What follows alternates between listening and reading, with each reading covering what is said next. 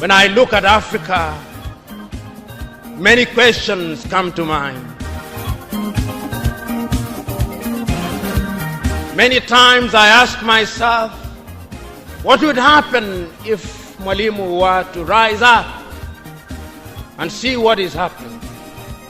Many times I ask myself, what would happen if Kwame Nkrumah and Patrice Emery Lumumba were to rise up and see what is happening? Because what they would be confronted with is an Africa where the Democratic Republic of Congo is unsettled.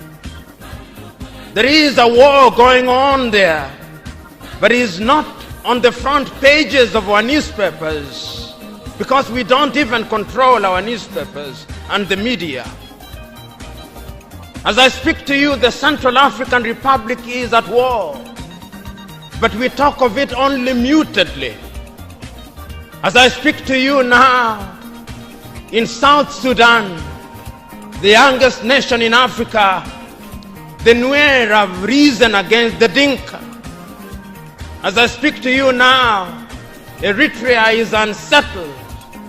As I speak to you now, there is an ease in Egypt as there is an ease in Libya.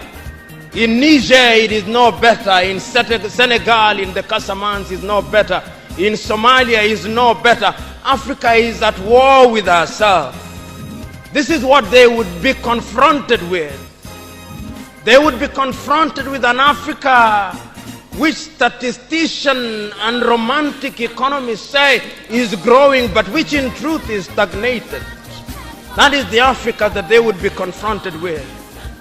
They would be confronted with an African which, as Professor Mlama intimated in our presentation here, is an African which is suffering from schizophrenia. He does not know herself. They would be confronted with an African whose young men and women have no interest and low love for their continent.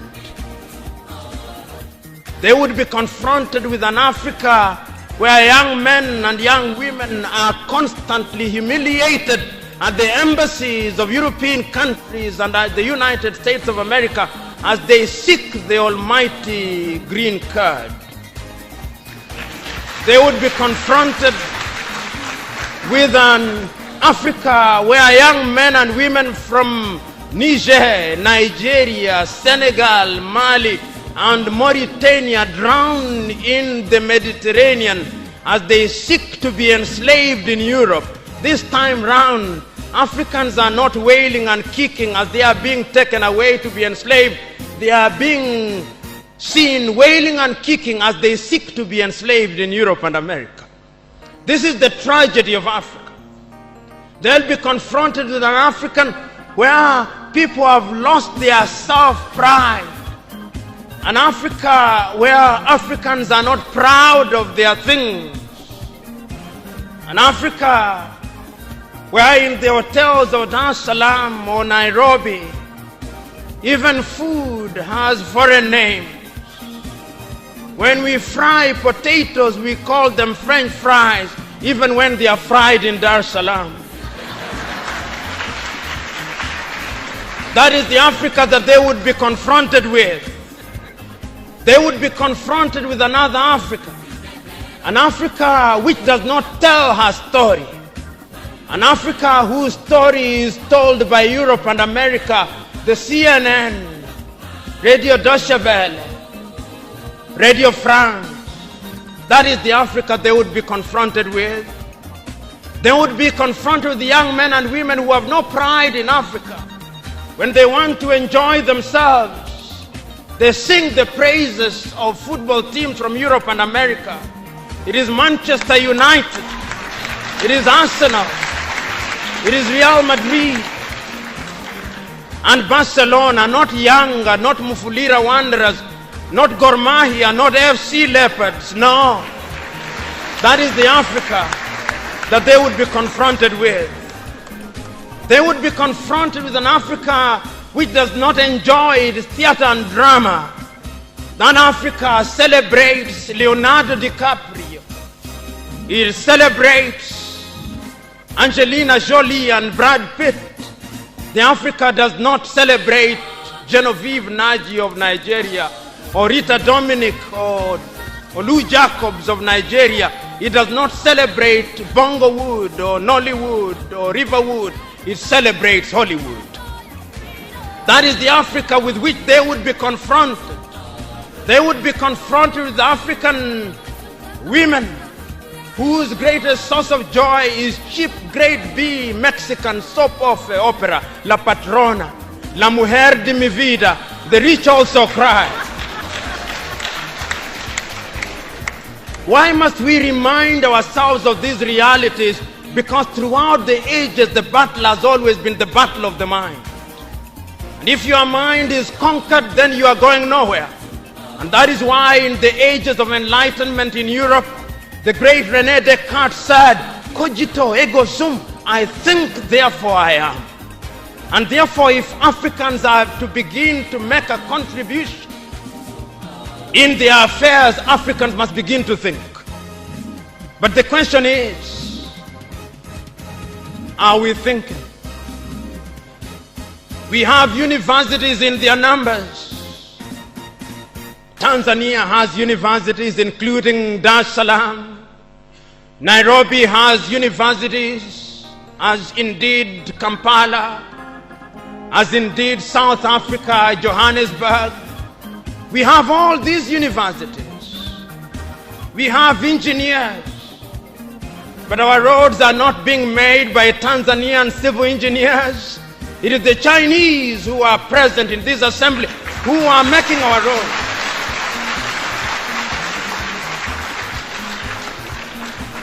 So we have engineers who cannot even make roads. We have doctors whom we have trained.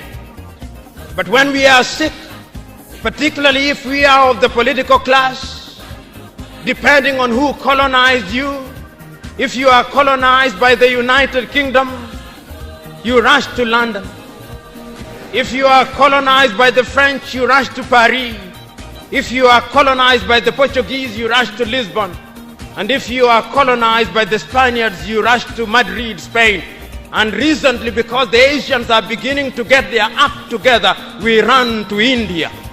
And very lately, because the Arabs are also beginning to get their act together, we run to Dubai.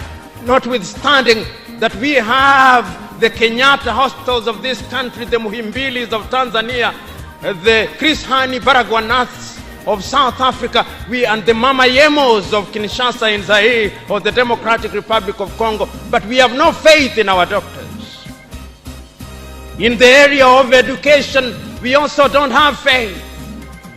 Our political class introduced something that they call free education, that is free indeed, free of knowledge.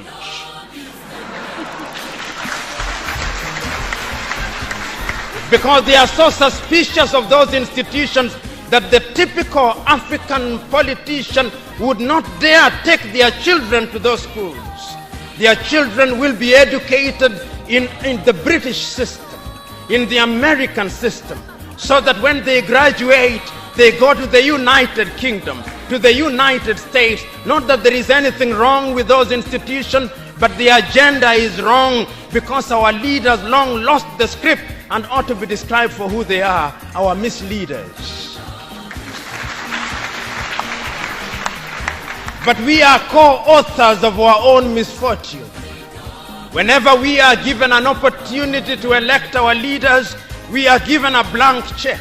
And if you give me a blank check and you allow me to analogize, and you say that I'm given the blank check to buy a Mercedes Benz, what we do is that when we are called upon, having been so empowered, we buy what one calls a tuk-tuk from India and expect it to behave like a Mercedes Benz. How does that happen? Because what we do is to elect thieves. We elect hyenas to take care of goats, and when the goats are consumed, we wonder why.